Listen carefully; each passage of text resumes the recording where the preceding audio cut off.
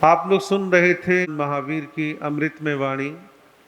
श्री आचार्यांग सूत्र के सूत्रों, गाथाओं के अंशों के माध्यम से, जिसमें आगे आगमकार कहते हैं, जे पमत्ते गुणाठिये सेहु दंडेति पवुच्यति, जिसका अर्थ है जो प्रमत्त है, विषयासक्त है, वह निश्चय ही जीवों को दंड अर्थात पीड़ा देने वाला होता है। इस दुनिया में जितने भी लोग हुए हैं, वर्तमान में हैं और भविष्य में होंगे, औरों को दंड पीड़ा कौन देता है? औरों को दंड पीड़ा देने वाले व्यक्तियों के लिए आगमकार कहते हैं जो प्रमादी है और विषयों में आसक्त है।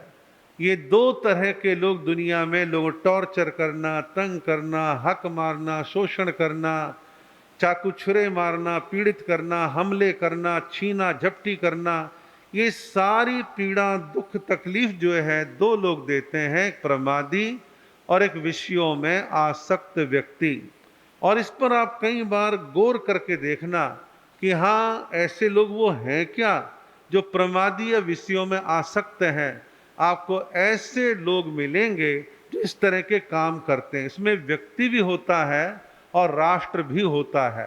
राष्ट्र को चलाने वाले लोगों की सोच काम करती है, दूसरे देशों पे कब्जा कर लो, उनके तेल के कुओं पे कब्जा कर लो, वहाँ वनस्पति ज़्यादा है, उपजाऊ भूमि ज़्यादा, वहाँ कब्जा कर लो।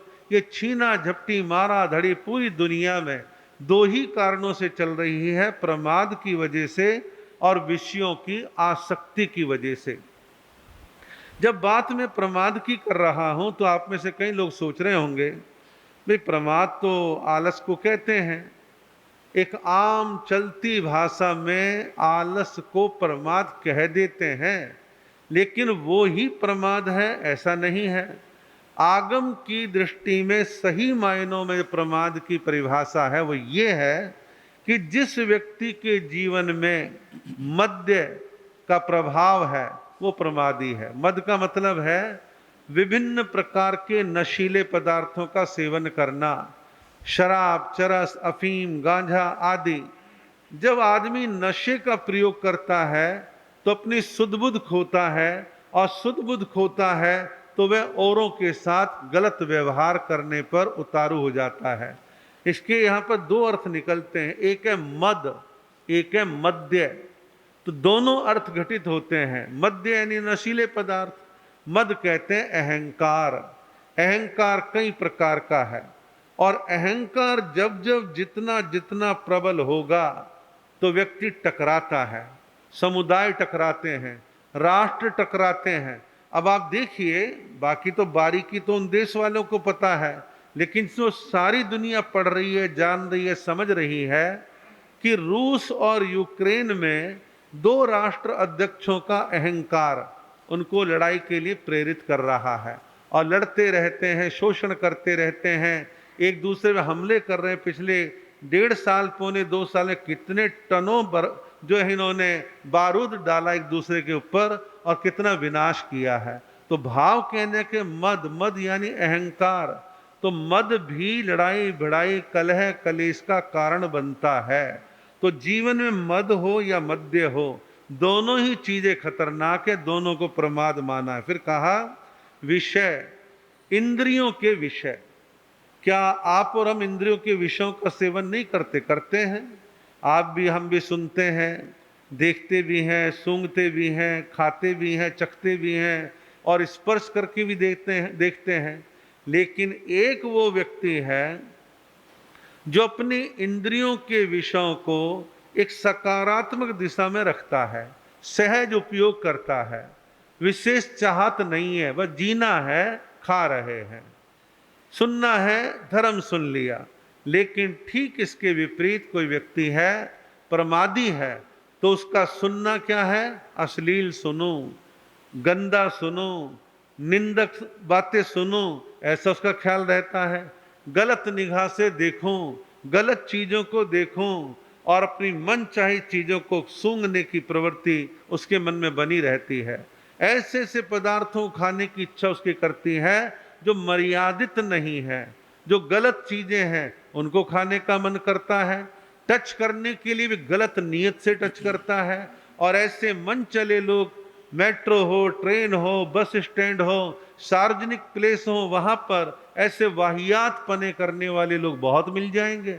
तो कहने का मतलब ये है, इंद्रियों के जो विषय हैं उनके प्रति गलत भावनाओं से उनका मिसयूज करना, दुरुपयोग करना, ये भी प्रमाद है। तो जहां अत्यधिक विषयों के प्रति आसक्ति है तो ऐसे लोग प्रमादी कहलाएंगे। फिर कहा कषाय कि क्रोध, मान, माया, लोभ, एक तो है भाई ठीक है हम मानते हैं, हल्के स्तर पर कषाय है। एक है प्रबल कषाय, खूब भरपूर क्रोध है, खूब भरपूर मान है, खूब भरपूर माया है, ऐसी लोभ की स्थिति है।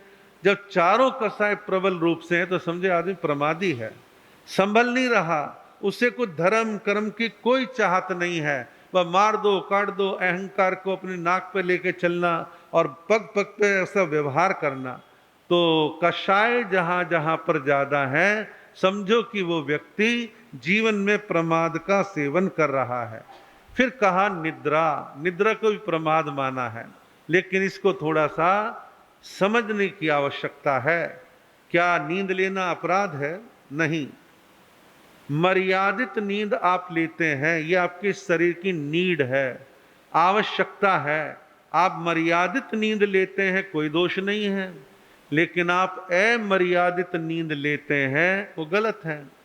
मेडिकल साइंस कहता है एक जवान स्वस्थ व्यक्ति को 6.5-7 घंटे सोता है, और 8 तक भी मेडिकल साइंस मानता है तो उसे अच्छा मानते हैं कि उसका दिल, उसका दिमाग और उसका सारा शरीर अच्छे से सहयोग कर रहा है। एक किस्त में सोता है, अच्छी गहरी नींद सोता है, तो ये अच्छा स्वस्थ व्यक्ति है।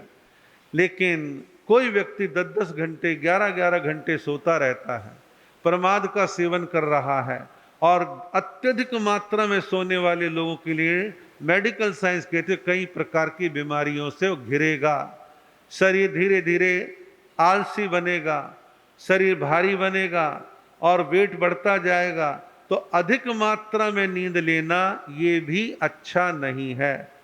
आजकल नींद का चक्र जो है शहरों में बड़ी तेजी के साथ टूटा है, शहरों में टूटा है, गांव देहात कस्बों में इसका असर पहुंच रहा है। मोबाइल, मनोरंजन के साधन, टीवी, शहरी संस्कृति, इन सब का प्रभाव है कि देर रात तक युवा पीढ़ी जागती रहती है और प्रातः काल देर तक सोती रहती है। और कई प्रकार की कंपनियों में काम करने वाले लोग भी इस प्रकार का कार्य करते हैं, विद्यार्थी भी ऐसा करते हैं। आवश्यकता है कि हम अपने जीवन के अंदर नींद को अपने आप पर हावी ना होने दें। और नींद का संबंध आपकी संकल्प शक्ति के साथ जुड़ा हुआ है। आपकी संकल्प शक्ति है कि मैं सुबह 4 बजे उठूंगा, 4 से 5 मुझे योगा प्राणायाम करना है, आप बिल्कुल ऐसा कर पाएंगे। और यदि आपके अंदर संकल्प शक्ति आपकी कमजोर है तो आप हालात से कॉम्प्रोमाइज कर लेते हैं, बे टाइम सोना आपका चलता रहता है। इन सब से बचने के लिए टाइम टेबल से चलने की आदत बनाएं। आप सांसारिक काम करें, कोई दिक्कत नहीं है, व्यापार करें, कोई दिक्कत नहीं है, आप सात्विक मनोरंजन कर लें, कोई दिक्कत नहीं है, लेकिन आप अनुशासन में चलें, समय पर सोएं, समय पर उठें। तो अत्यधिक मात्रा में सोना ये प्रमाद है। फिर मेडिकल साइंस तो ये भी कहती है कि आपकी नींद पूरी होती नहीं है, 2-3 घंटे के बाद आप उठ जाते हैं, आप सोने की कोशिश करते, नींद नहीं आ रही है, वो भी अच्छा नहीं है। तो एक संतुलित नींद लेना अच्छी बात है। तो कहा कि निद्रा, अधिक मात्रा में निद्रा, इसको भी प्रमाद कहा है। फिर कहा विकथा, एक है कथा, एक है विकथा। कथा वो है जिसके सुनने, पढ़ने, देखने आदि से मन में अच्छे विचार आए, त्याग की भावना आए, नश्वरता के भाव जगें, सत्य, न्याय, नीति, दया, करुणा के प्रति हमारे भाव बढ़ें, वो है कथा। विकथा उसे कहते हैं जिन कथाओं के पढ़ने, सुनने, देखने आदि से मन में विषय विकार जगें, राग द्वेष पैदा हो, मेर तेर पैदा हो और अनेक तरह के कुत्सित विचार मन में आते हों, ऐसी विकथा अपने को नहीं करनी। साधु के लिए तो विकथा का पूर्ण निषेध है, लेकिन बेशक आप गृहस्थी हैं, लेकिन ऐसी कथाओं से आपको भी यथासंभव बचने का प्रयास करना चाहिए। तो इसलिए कहा है कि विकथा भी प्रमाद की श्रेणी में आती है। तो प्रमाद की स्पष्ट परिभाषा है, मद मद्य करते हैं तो प्रमादी हैं, विषय कषाय निद्रा और विकथा इसमें उलझते हैं तो ये सब प्रमाद है। ऐसे प्रमाद से बचना है। शास्त्रों में प्रमाद को कहा है अवरोध। जैसे बोलते हैं बैरिकेटेड लगे हुए हैं, अवरोध लगा हुआ है, सड़क पर स्पीड ब्रेकर है, आदि आदि। तो जो जो अवरोध है, रुकावट है, बाधा है, वो प्रमाद की बाधा है। साधु का जीवन है और प्रमाद हावी है, तो साधु जीवन का अच्छे ढंग से परिपालन नहीं होगा। गृहस्थी है, प्रमाद हावी है, वो क्या धर्म ध्यान कर पाएगा? सामायिक संवर, प्रवचन, श्रवण, नियम, पचखान कुछ नहीं करेगा, बट ठीक है फॉर्मेलिटी निभा लेगा। आवश्यकता है साधु हो चाहे गृहस्थी हो, प्रमाद से यथासंभव बचे। फिर आगे कहा है तम परिन्नाय मेहावी इयाणिम नो जम्महम पुव्वम काशी पमायणम। कहा कि मेधावी साधक को आत्म परिज्ञान के द्वारा यह निश्चय करना चाहिए कि मैंने पूर्व जन्म में प्रमादवश जो कुछ भूले की हैं अब कभी नहीं करूंगा। यह कहा कि मेधावी साधक, मेधावी कहते हैं विशेष प्रतिभा संपन्न, विशेष रूप से जागा हुआ। कौन? साधक। इसमें साधु भी आ गया, कदाचित आप भी श्रेणी में आ सकते हैं। तो ऐसे साधक के लिए कहा है कि वो आत्म परिज्ञान के द्वारा, अपनी आत्मा के द्वारा, अंदर की आवाज के द्वारा यह निश्चय उसको करना चाहिए कि पूर्व में मैंने जो प्रमाद किया अब नहीं करूंगा। अब उदाहरण के तौर पर इसके दो अर्थ घटित होते हैं। किसी व्यक्ति ने 25-30 साल की उम्र में दीक्षा ली। मान लीजिए उसने पहले कोई नशीले पदार्थ का उपयोग कर लिया हो, स्मोकिंग करता हो, 7 प्रकार के कुव्यसनों में से कुछ कुव्यसनों का सेवन कर लिया हो, और बहुत कलह कलेश के स्वभाव का व्यक्ति हो, प्रबल कषाय वाला हो, राग द्वेष वाला हो। अब उसने दीक्षा ले ली, तो दीक्षा लेने के बाद अब वो मन में विचार करे कि अब मैं पहले वाली भूलें, पहले वाला प्रमाद अब नहीं करूंगा। अब मैं साधु बन गया हूं। साधु बनने के बाद अब मेरे को पहले वाली गलतियां बिल्कुल भी नहीं करनी। इसका एक अर्थ तो ये हो गया दीक्षा से पहले वाला समय इसी भव का। एक क्या अर्थ है इसका? पूर्व भवों में, इस भव से पहले वाले पूर्व भवों में मैंने यदि प्रमाद का सेवन किया हो, कोई भूल चूक गलतियां मैंने करी हो, तो इस भव में यानी दीक्षा ग्रहण करने के पश्चात अब मेरे को ऐसे प्रमाद का सेवन नहीं करना। ये भाव कब आएंगे? जब ज्ञान होगा, स्वाध्याय होगा, आत्म चिंतन होगा, आत्म हित का ख्याल होगा, तो उसके मन में ऐसे भाव उत्पन्न होंगे।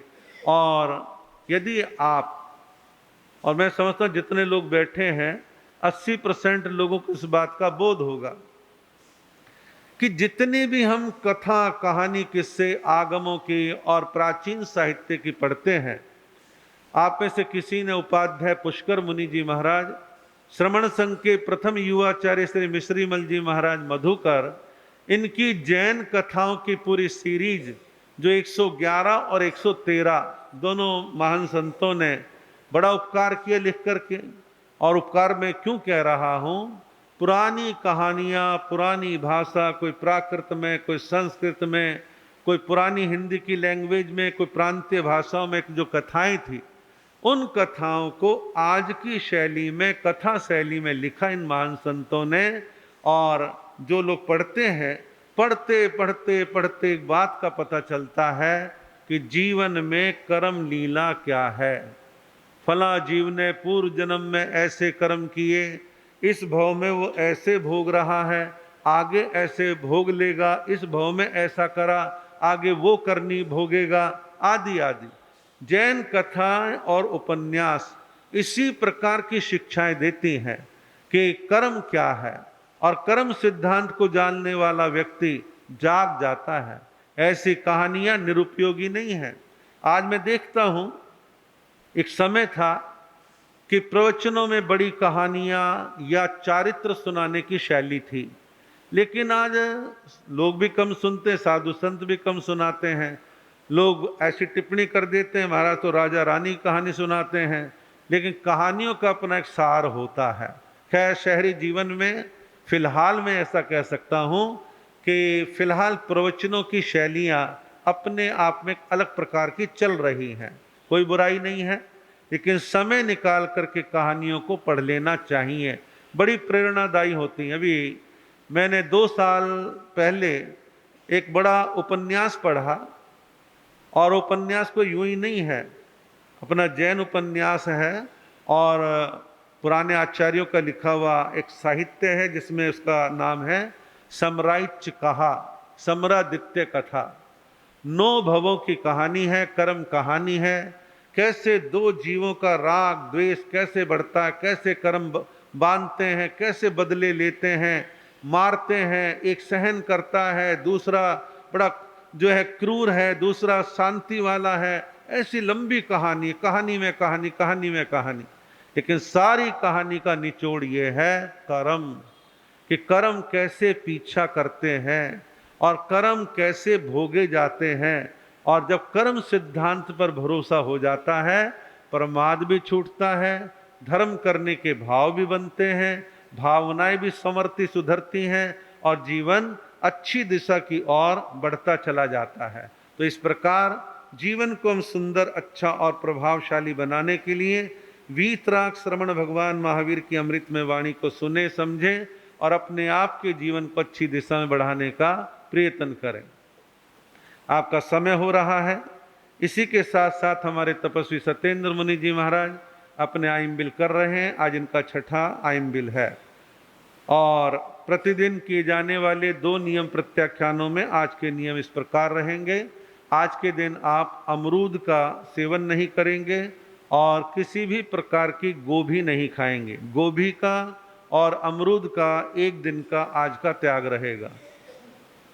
बोसरे बोसरे। एक प्रेरणा है आप सबके लिए। आप तपस्या यथा समय जितनी आपसे बन पाए करने का भाव रखें, तब करेंगे, आपके कर्मों की निर्जरा होगी। लेकिन कुछ जाप तो आपको करना ही चाहिए। लुधियाना में चहुमुखी महामंत्र नवकार का जाप चला था। मैं ये आशा पालूं कि यहाँ 120 दिन चहुमुखी जाप चल जाएगा, कठिन काम है। और लुधियाना का मिजाज थोड़ा व्यापारियों का ज़्यादा है, यहाँ का मिजाज थोड़ा दिल्ली का अलग प्रकार का है, और दोपहर में लोग आ भी नहीं पाते हैं। लेकिन मैं ऐसा समझता हूँ, चातुर्मास काल में रविवार को ऐसे आयोजन किए जा सकते हैं दोपहर में, जैसे आजकल दिन थोड़ा लेट छुपता है, तो 4 बजे से 5 बजे तक का वो जाप कर सकते हैं, चहुमुखी नवकार मंत्र का जाप। आप में से कुछ लोगों को मालूम हो, कईयों को मालूम नहीं होगा। चहुमुखी जाप में क्या होता है, हॉल के सेंटर में नमोकार मंत्र चारों दिशाओं में, चाहे उसकी तस्वीर हो, चाहे दूसरे तरीके से डेकोरेट करके लगाया जाए, वो होता है। किसी एक परिवार के द्वारा उसका आयोजन होता है। कम से कम उसमें 36 लोग बैठते हैं, और 36 में क्या होता है, चारों दिशा चहुमुखी, 9 इधर 9 इधर 9 उधर 9 इधर, 9 चौक 36, चारों दिशाएं कवर हो गई। अब ये तो हो गए कम से कम, ज़्यादा से ज़्यादा चारों दिशाएं 50-50 भी हो सकते हैं, 60 70 80 100 100 कुछ भी हो सकते हैं। तो इस प्रकार चहुमुखी जाप, और मैं समझता हूँ कि थोड़ा सा हम आपस में विचार भी कर लेंगे। जानकारी अब सबको दी है, किसी एक परिवार के द्वारा वो जाप आयोजित होगा। वो परिवार एक रिफ्रेशमेंट, एक हल्का सा नाश्ता जाते समय सबको करवाएगा, और ये जाप का आयोजन हो जाएगा। तो ये जाप जो है कोई परिवार लेगा, परिवार की ओर से वो आयोजित होगा, यानी उसका सौजन्य होगा, और उसके थोड़ा उसको जिम्मेदारी सौंपने की एक विधि तरीका वो भी बना लिया जाएगा। तो इस प्रकार ऐसी एक व्यवस्था बनाने के बारे में चिंतन करें आप भी, और इसको करने का भाव रखें। और किसी रविवार को हमें आपको लगा कि अगले रविवार को दिक्कत है, फिर उसका अगला रविवार ले लेंगे, तो इस प्रकार ऐसी भावना है। तो 28 तारीख को चहुमुखी महामंत्र नवकार का जाप दोपहर में कराने की भावना रखें। सुबह प्रवचन होगा ही होगा और दोपहर में 4 से 5 जाप रखेंगे। दिन आजकल थोड़ा लेट छुप रहा है, तो इसलिए इसका आप सबको ध्यान रखने का विशेष ख्याल रखना है। और इसी के साथ साथ आज की धर्म सभा में हमारे महेश चंद जी जैन छपरौली वाले के सुपुत्र शशांक जैन, जिन्होंने भजन सुना अपनी माता जी के साथ, यहाँ पर धर्म लाभ लेने के लिए आए हैं। और रोहिणी से हमारे ईश्वर शर्मा जी वो भी आए हैं, और इसी प्रकार कुछ और भी बंधु आए हैं। सबके जीवन में धर्म अध्यात्म का विकास हो। आप इसी प्रकार प्रतिदिन आते रहें और धर्म लाभ की प्राप्ति करते रहें। इन्हीं शब्दों के साथ अपने वक्तव्य को विराम देता हूँ। श्री संघ की सूचना, जयकारे और मंगल पाठ।